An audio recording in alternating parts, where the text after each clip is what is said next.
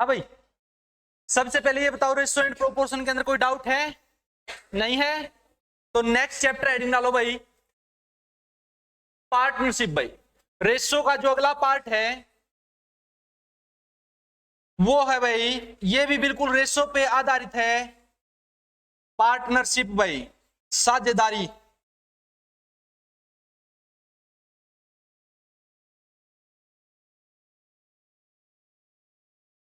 Ratio इकाई का part है भाई ये भी। आप क्या चल रहा है, सुनो ध्यान से। सबसे पहले आप लोग ये देखिए भाई कि साझेदारी का जो अर्थ है ये क्या होता है। साझेदारी का अर्थ, साझेदारी क्या होता है भाई, जब हम कोई भी बिजनेस करते हैं तो जब बड़ा बिजनेस करते हैं तो उसके लिए बहुत ज्यादा पूंजी की आवश्यकता होती है। तो उस पूंजी ने लगाने खातर दो या दो से अधिक आदमी एक साथ मिले हैं। तो अब अगर अकेला आदमी बिजनेस करे तो उसके अंदर तो भाई प्रॉफिट भी उसका, लॉस भी उसका, सारे रिस्क उसके आ जाए। लेकिन जब दो या दो से अधिक आदमी मिलके कोई बिजनेस करे हैं तो भाई उनमें कई प्रकार की टर्म और कंडीशन डिसाइड करनी पड़े हैं कि भाई किस चीज का आप बिजनेस करांगे, कितना उत्पादन करांगे, बिजनेस करने का तरीका क्या होगा, बिजनेस ने संभालेगा कौन, और जो लास्ट में प्रॉफिट आवेगा उस नापा किस अनुपात में बांटांगे।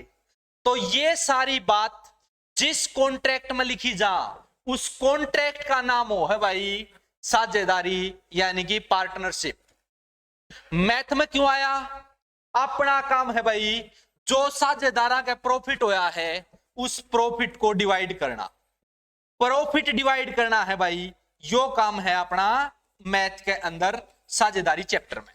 ठीक है, अगर आपसे कोई पूछा भाई साझेदारी क्या है तो आप ये बोलोगे साझेदारी एक कॉन्ट्रैक्ट है जिसमें बिजनेस से रिलेटेड सारी बात लिखी जा है। तो मैथ में काम क्या है इसका? मैथ में काम यो है भाई कि जो प्रॉफिट होगा ने उस प्रॉफिट का डिवाइड करना अपन है मैथ के अंदर है। ठीक है, अब इससे रिलेटेड साझेदारी से रिलेटेड सबसे पहले चार टर्म याद रखियो भाई। कितनी टर्म है? चार। एक तो सबसे पहली टर्म भाई साझेदार। साझेदार वो व्यक्ति हो भाई जो बिजनेस में रुपये लगावे। जो आदमी बिजनेस में रुपये इन्वेस्ट करेगा उसने साझेदार बोलेंगे। दो आदमी लगाओगे तो दो साझेदार, तीन आदमी लगाओगे तो तीन साझेदार। जो आदमी बिजनेस में रुपये लगाओगा उस नापा बोलेंगे साझेदार। ठीक है, दूसरा जो शब्द यूज होगा इसमें भाई वो होगा पूंजी। जितने रुपये लगाए, जितने रुपये इन्वेस्ट करेंगे ने उसने बोलेंगे आपा पूंजी। जैसे आपको ये बोल दिया जाए कि भाई किसी बिजनेस में दो साझेदार हैं ए और बी, ए 10,000 रुपए लगा हुआ है, बी 15,000 रुपए लगा हुआ है, तो ए और बी तो साझेदार हो गए। पूंजी का मतलब क्या है? जितने जितने रुपये लगाए, ए ने रुपये लगाए थे कितने? 10,000, तो ए की पूंजी कितनी होगी भाई? 10,000। ए की पूंजी कितनी होगी? 10,000। और बी ने कितने रुपये लगाए? 15,000, तो बी की पूंजी कितनी होगी? 15,000। क्लियर? तीसरा जो शब्द इसके अंदर यूज होगा भाई वो है टाइम भाई। अब मान लिया ए ने 10,000 रुपये लगाए, बिजनेस चला 5 साल, लेकिन ए ने पूंजी लगाई सिर्फ 2 साल खातर। तो टाइम का मतलब है कि जिस साझेदार ने जो पूंजी लगाई है वह कितने टाइम खातर लगाई है। बिजनेस चाहे चले कितने भी टाइम, उससे टाइम का कोई लेना देना को नहीं। अगर थर तनु पूछे कि भाई इस टाइम का अर्थ क्या है, टाइम का अर्थ है जो पूंजी लागी है ना वह कितने टाइम खातर लगी है। ठीक है, तो टाइम का मतलब है पूंजी कितने टाइम इन्वेस्ट कर रखी है। और लास्ट शब्द जो इसमें यूज होगा वो है भाई प्रॉफिट, यानी कि लाभ। जो भी मटेरियल बनाया है उसमें जितनी लागत आई है, अब जब उसने आप बेचेंगे तो फालतू में भी बिकेगा, कम में भी बिकेगा। लेकिन अगर जितनी लागत आई है, लागत फालतू में बिकेगा, तो इसका मतलब जितने रुपये फालतू में बिका है ना वो क्या है? प्रॉफिट। जैसे मान लिया आपने कोई प्रोडक्ट बनाया भाई और उसकी जो टोटल कॉस्ट थी ना वह आ गई 1,00,000 रुपये। जब अपन वो बेचा, सेल करया, वो बिक गया 1,25,000 में, तो कितने रुपये एक्स्ट्रा में बिका? 25,000। तो ये 25,000 रुपये क्या होगा भाई? प्रॉफिट। क्या होगा? प्रॉफिट। क्लियर है भाई? तो बिजनेस का चैप्टर के अंदर यानी कि साझेदारी का चैप्टर के अंदर 4 टर्म यूज होंगे पर्सन के अंदर। साझेदार 2 रुपये लगा हुए हैं, पूंजी जितने रुपये लगा हुए हैं, टाइम जितने टाइम खातर लगा हुए है, और प्रॉफिट मतलब जो इनकम हुई है वह लागत तक कितनी अधिक है, उस नाम पर बोलेंगे प्रॉफिट भाई। ठीक है। अब जो अपना काम है, अपना काम क्या है भाई बिजनेस में, इसमें साझेदारी में लाभ का बंटवारा करना, कि भाई लाभ ने किस अनुपात में बांटेंगे। तो इससे रिलेटेड 3 बात याद रखियो जब भी कोई प्रश्न करो तो। साझेदारी का अगर कोई भी प्रश्न करो हो तो आपके दिमाग में भाई 3 बात चलनी चाहिए। कितनी बातें? 3। वे 3 बात कौन कौन सी हैं भाई? सबसे पहले, अगर सारे साझेदार पूंजी बराबर लगाए हैं, पूंजी के लगाऊं भाई? बराबर, तो जो लाभ का अनुपात होगा वो समय के अनुपात के बराबर होगा भाई। लाभ का अनुपात बराबर होगा किसके? समय के अनुपात के भाई। समझ में आई सबसे पहली बात? अगर मान लिया जितने भी साझेदार हैं वे सारे बराबर बराबर रुपये लगाने की इच्छा जाहिर करे हैं, तो लाभ ने भी किस अनुपात में बांटेंगे? टाइम के अनुपात में। जो साझेदार कम टाइम खातर रुपये लगाओगा उसने कम लाभ मिलेगा, ज्यादा टाइम खातर लगाओगा उसने ज्यादा लाभ मिलेगा। क्लियर? एग्जाम्पल के तौर पे मान लिया मैं आप लोगों को ये बोलूं भाई, किसी बिजनेस में 3 साझेदार हैं, लिख लो इसका 1% लिख लो यहीं पे, साथ ही साथ 1% नोट कर लो ताकि ये पॉइंट आप लोगों को समझ में आ जाए। किसी व्यवसाय में ए बी सी 3 साझेदार हैं,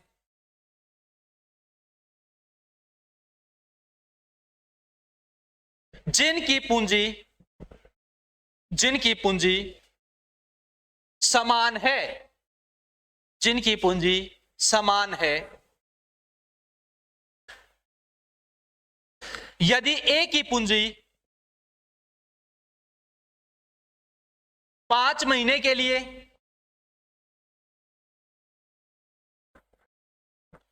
बी की पूंजी 7 महीने के लिए और सी की पूंजी 8 महीने के लिए लगाई गई हो, तो बताइए ए बी सी के लाभ का अनुपात क्या होगा? तो बताइए ए बी सी के लाभ का अनुपात क्या होगा? क्लियर है भाई? लाभ का बंटवारा अगर आप करन लाग रहे, हां, और पूंजी सारा की बराबर है, तो लाभ जो बटेगा ने वो किसका अनुपात में बटेगा? तो पहले टाइम का अनुपात चेक कर लो। टाइम का अनुपात क्या है? 5, 7 और 8। तो लाभ भी किस अनुपात में बटेगा? 5, 7 और 8। इसका मतलब अगर पहले साझेदार ने 5 रुपये मिलेंगे तो दूसरे तई 7 और तीसरे तई टोटल जो लाभ होगा इस बिजनेस में वो 5, 7 और 8 के अनुपात में बटेगा। समझ में आया? तो सबसे पहले मैंने आपको बताया अगर पूंजी बराबर हो तो लाभ का बंटवारा किसके अनुपात में करोगे? समय के अनुपात में भाई। क्लियर है? दूसरा पॉइंट देखो भाई, अगर समय बराबर हो, अगर सभी साझेदार समान समय खातर पूंजी लगावें, यानी कि सारा का समय बराबर हो, तो जो लाभ का अनुपात होगा वो पूंजी के अनुपात के बराबर होगा भाई। लाभ का अनुपात किसके बराबर होगा? पूंजी के अनुपात के भाई। ये दोनों जो टाइप आप लोगों ने की हैं, पूंजी बराबर तो समय के अनुपात में लाभ में बांट देंगे, और यहां पर क्या बराबर है, समय, तो इसका मतलब जो लाभ है वो किस अनुपात में बट जाएगा, पूंजी का अनुपात। ठीक है, इसका भी एक एग्जांपल नोट कर लो साथ की साथ। किसी व्यवसाय में ए बी और सी, किसी व्यवसाय में ए बी और सी तीन साझेदार हैं जिनकी पूंजी क्रमशः 10,000, 15,000 और 30,000 है। जिनकी पूंजी क्रमशः 10,000, 15,000 और 30,000 है, तो बताइए एक वर्ष बाद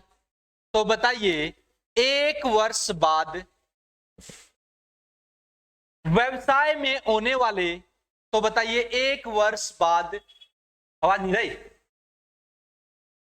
तो बताइए एक वर्ष बाद व्यवसाय में होने वाले लाभ को ये तीनों साझेदार किस अनुपात में बांटेंगे, 2, 3, 6 हो जाएगा भाई। यहां पर क्या बराबर है, टाइम। अब आप ये बोलोगे कि सर टाइम बराबर बताया तो नहीं, पर्सन में उसने ये बोला कि है भाई ए की पूंजी 5 महीना खातर लगी, बी की 7 महीना खातर। पर्सन में सीधा बोल रखा है कि भाई एक वर्ष बाद होने वाले लाभ को किस अनुपात में बांटेंगे। इसका मतलब साफ साफ है कि बिजनेस शुरू से लेकर लास्ट तक कोई भी साझेदार ना तो आया ना कोई गया, तो इसका मतलब 1 साल तक चला है बिजनेस, और 1 साल तक इनकी पूंजी लगी है। तो अपन देखा भाई इसकी पूंजी भी 1 साल, इसकी पूंजी भी 1 साल और इसकी पूंजी भी 1 साल। टाइम बराबर, तो टाइम अगर बराबर है तो लाभ का जो अनुपात होगा वो समय का अनुपात, सॉरी पूंजी का अनुपात के बराबर होगा। पूंजी का अनुपात चेक कर लो कितना है, 5 तक कैंसिल आउट हो जाएगा, 2, 3 और 6, तो लाभ का अनुपात कितना हो जाएगा भाई, 2:3:6 कर लोगे। देखो साझेदारी के अंदर आप मेन फोकस कराएंगे लाभ के ऊपर। लाभ का अगर बंटवारा करना है तो मैंने धारती को दी भाई 3 बात हमने साझेदारी के चैप्टर में याद रखनी है।